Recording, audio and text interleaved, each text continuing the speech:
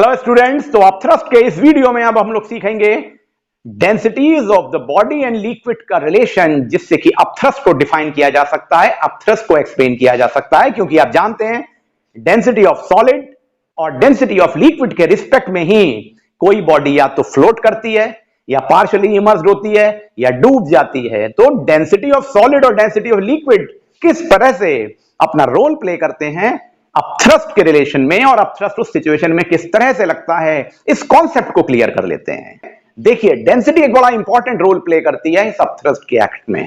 किस तरह से करती है? अब देखिए, कोई एक बॉडी है, जैसा कि मैंने बोला लोहे की बॉडी है, तो हम कहते हैं उसकी डेंसिटी पानी जिसमें उसे डाला जा रहा है या लिक्विड जिसमें उसे डाला जा रहा है उसकी डेंसिटी से ज्यादा है। हम कह रहे हैं एक एम्प्टी कैन या कॉर्क, तो उसकी डेंसिटी लिक्विड की डेंसिटी से कम है। तो दो पॉसिबिलिटी हो सकती है।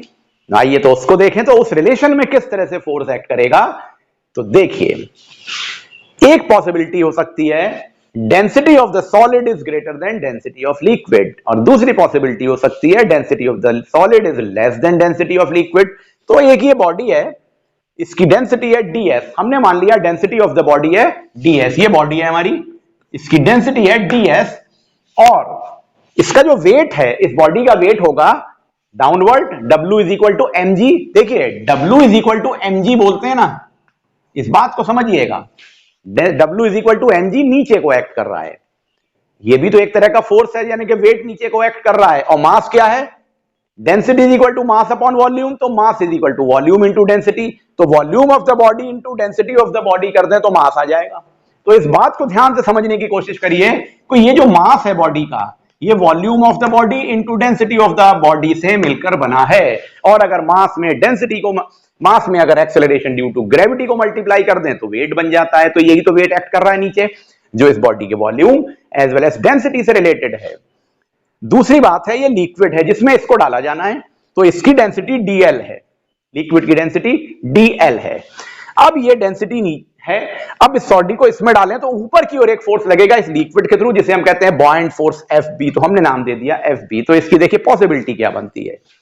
पहली कंडीशन है density of the solid greater than density of liquid है, यानी ये डेंसिटी ज्यादा है। तो क्या होगा, जैसे ही आप पानी में डालेंगे या लिक्विड में डालेंगे, बॉडी नीचे को आने लगेगी और body will sink, body sink कर जाएगी, और जो रिजल्टेंट फोर्स होगा वो W माइनस Fb, क्योंकि ऊपर से नीचे को लगने वाला वेट ऑफ द बॉडी ज्यादा है बॉयंट फोर्स के रिलेशन में, तो नेट फोर्स डाउनवर्ड एक्ट करेगा W माइनस Fb, और body will sink because W या weight of the body is greater than buoyant force Fb, body डूब जाएगी। दूसरी कंडीशन हो सकती है density of solid is less than density of liquid. Density of solid जैसे कि कॉर्क के केस में होता है, या एक पॉसिबिलिटी हो सकती है density of solid equal to the density of liquid. दोनों में सेम कंडीशन अप्लाई होती है, density of the solid less than density of liquid या density of the solid is equal to density of liquid. अगर density of solid less than density of liquid है, less than density of liquid है, तो body इस तरह से float करेगी, partially पानी के अंदर या लिक्विड के अंदर, पार्शियली बाहर। तो उस कंडीशन में वेट जो एक्ट कर रहा होगा वो कम होगा बॉयंट फोर्स से, और बॉयंट फोर्स ऊपर को लगेगा और ये बॉडी थोड़ा अंदर थोड़ा बाहर फ्लोट करेगी। तो body will float no problem, पर इस तरह से फ्लोट करेगी, इसमें पार्शियली इमर्स्ड है, पार्शियली बाहर है।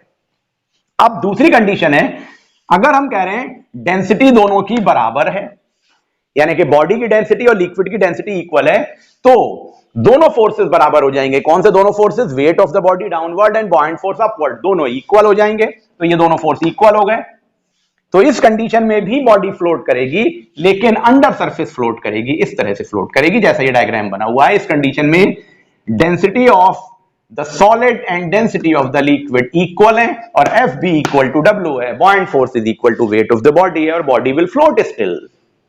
आप इस तरह से इस कॉन्सेप्ट को समझ सकते हैं, और वेरियस एग्जांपल्स को आप देखते हैं, जिसमें जैसे आपने नेल की बात करी, वो डूब जाता है, कॉर्क लकड़ी का टुकड़ा फ्लोट करता है। ये यही रिलेशन है कि डेंसिटी किस सब्सटेंस की ज्यादा है, सॉलिड की लिक्विड की। फॉर एग्जांपल एक और ले लें, जैसे कुएं से आप पानी निकालते हैं।